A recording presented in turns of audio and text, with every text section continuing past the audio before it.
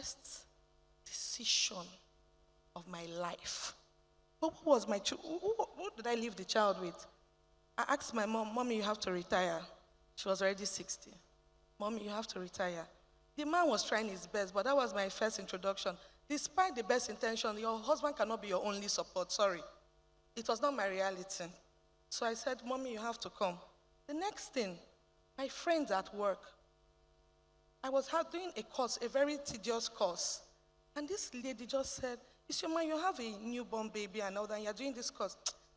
Let me come and help you every day to wash your baby's bottle. That did something for me, something very major.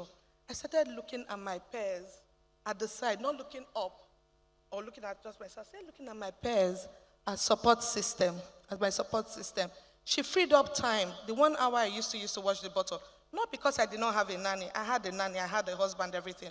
But you know, for those that have kids, washing that bottle can save you many days in the hospital with your child. So it was a personal responsibility. But she said, Isioma, I'm a mother, I know what it means. I'll come and help you do that. And with that, I promised myself, I want to make this scalable.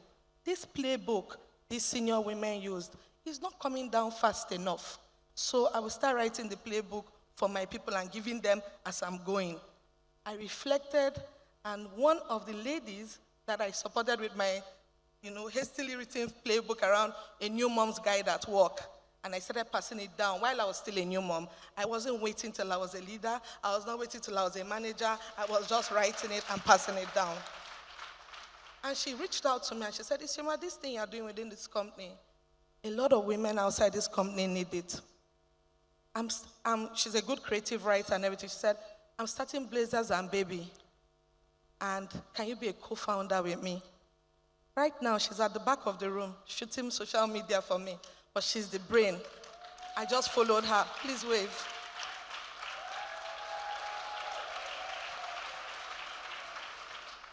She was my first follower, and I also became her first follower as Blazers and Baby. And I started this where we were amplifying peer monitoring to say, stop looking up, look beside you, form a circle. We have had over 1,000 women in our community. We have had over 14 circles. We target women, whether you are unmarried, but you have a desire to one day get pregnant. We want to catch you before you get pregnant. We want to catch you before you fall pregnant.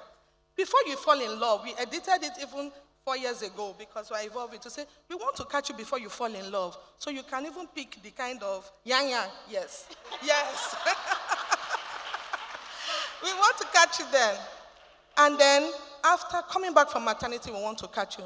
But we realize, who is now going to be that man that gave me that promise? He fulfilled his promise because he was a leader. He had power.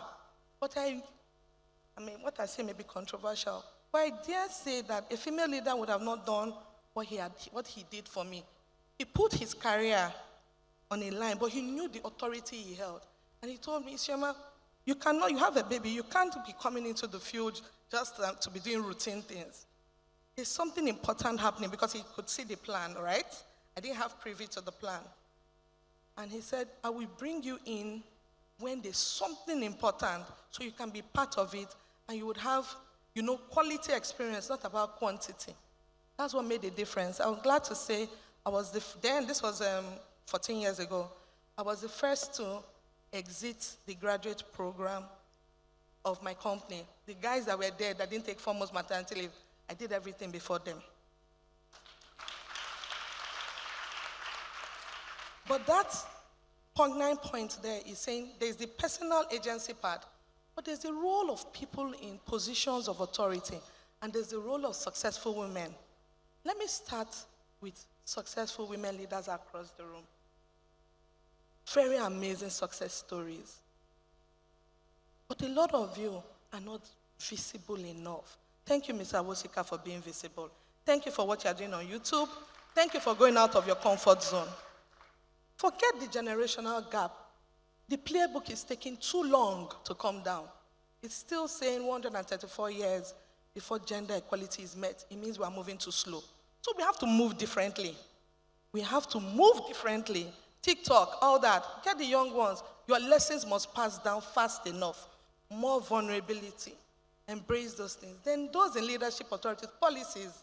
Thank God for flexible working policies. Thank God for remote work. But what does that also do?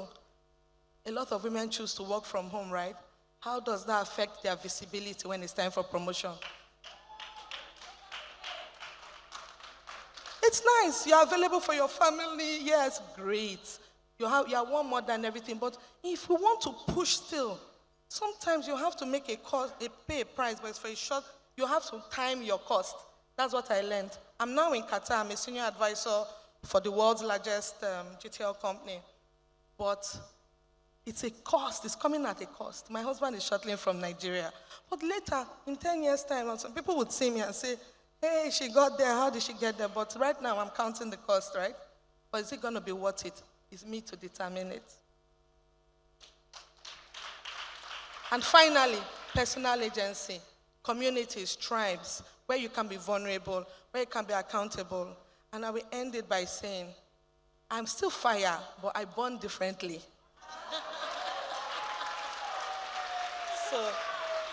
So thank you for listening. Thank you for listening. And I know we don't have time. We'll run out of time. But I'll answer any questions as we go on. Okay, thank you. Thank you very much, Ms. Isioma. That's very interesting. We're going to open it up to Kinley. We had a question on imposter syndrome and a support group. So, Isioma, I'll let you take that home. So I think imposter syndrome has gotten a lot of talks around imposter syndrome on the internet. But one clear thing that has helped me so far, where it rails up, is you need to really believe in the value of what you're spending your time on. And you need to count the cost. Everything has an opportunity cost. People that decided to be here today, there's something else you could do with 2 days, right?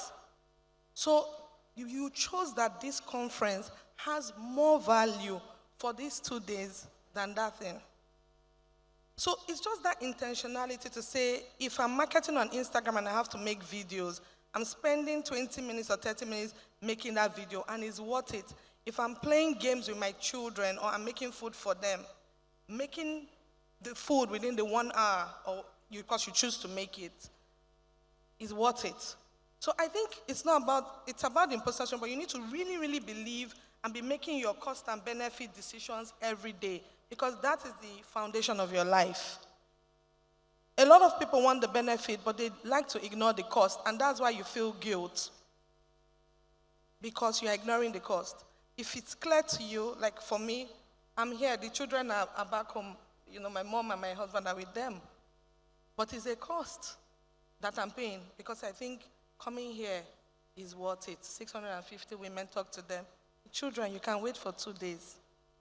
This is just 2 days in 365 days in a week. So you have to put some decisions on a timeline, and you realize that you are not really an irresponsible mother. You are not an irresponsible mother. You are not.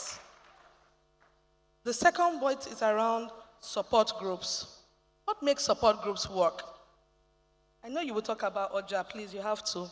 But for Blazers and Baby and Leaning, I also failed to mention, I sat on the advisory board of Leaning Global, which is run by Sheryl Sandberg, former CEO of Meta.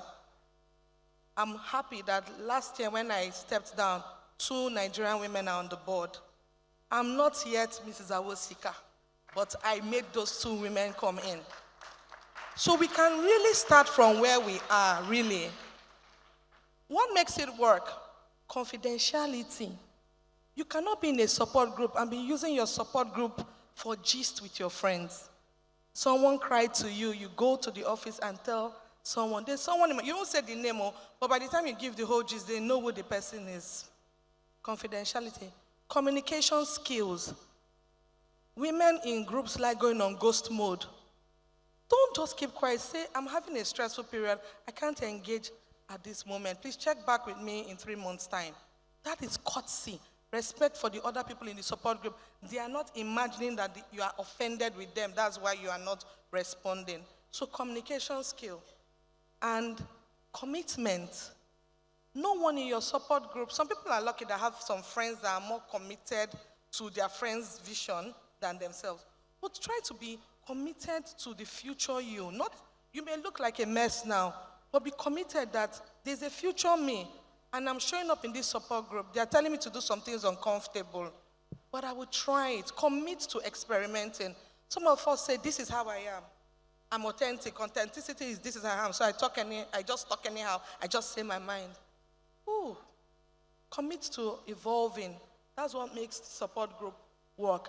Even the support group structure has to commit to evolving to the needs of its members.